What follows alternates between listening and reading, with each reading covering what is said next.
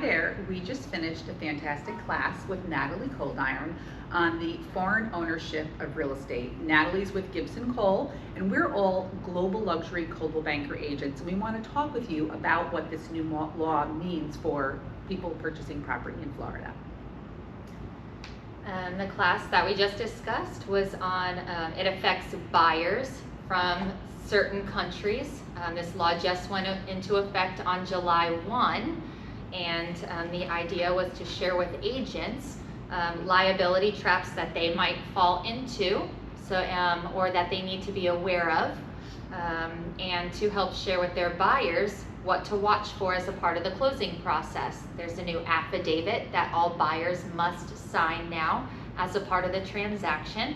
And as a group, we just discussed some tips and pointers practice as to how we're going to approach this new change to the laws together as a community.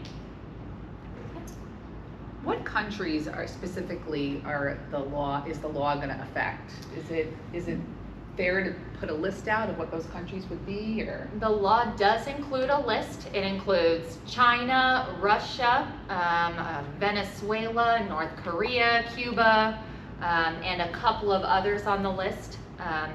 Under the new law, buyers who are domiciled in any of these countries are no longer permitted to purchase property in Florida.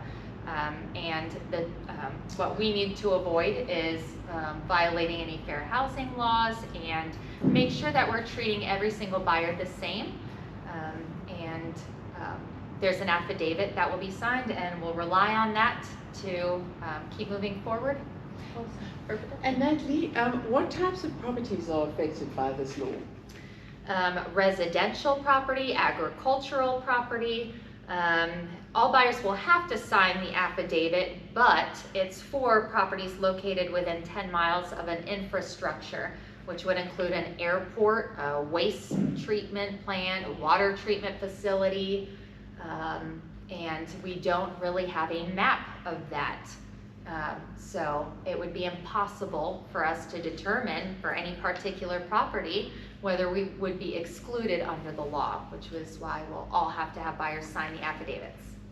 And what does the law do?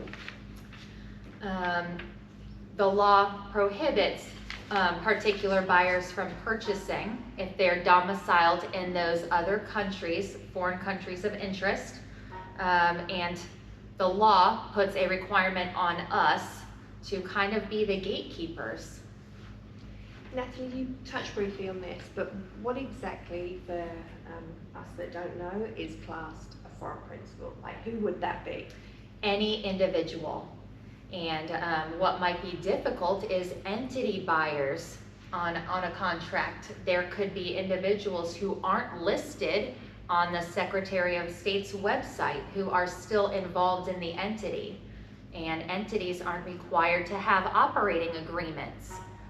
So it might be very difficult to determine all owners of a particular entity because they would all be required to sign those affidavits.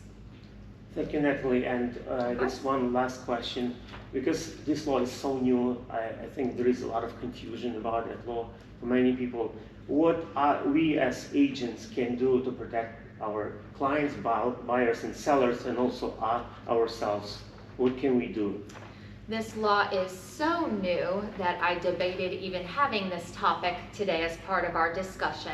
The best thing that you can do as agents is to continue attending these educational events and stay on top of this as a hot topic, because it will be changing, and you need to make sure that you're doing what you need to do to comply, protect your buyers and sellers and yourselves.